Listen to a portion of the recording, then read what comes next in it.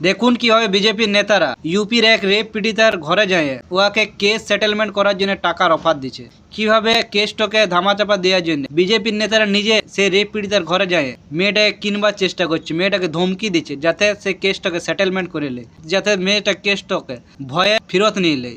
এই হচ্ছে বিজেপি নেতাদের চরিত্র, এই হচ্ছে বিজেপি নেতাদের রাজনীতি। আর আপনারা বাংলায় বিজেপিকে আনতে চাইছেন, একবার ভাবে দেখুন যদি সত্যি সত্যি বাংলায় বিজেপি চলে আসে তো বাংলার অবস্থা কি হবে।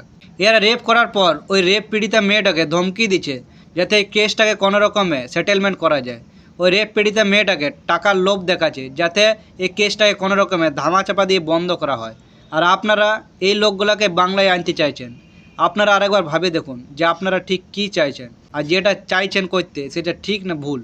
इतना नहीं है अंकल जी, आप लोग दलाली मत करिए उसके साइड से, ठीक है? ये दलाली हुआ, ये सब दलाली वलाली मत करिए आप लोग, ये दलाली हुआ ना। हाँ, नहीं तो हम पुलिस बुलाएंगे अभी, हम उनको बुला।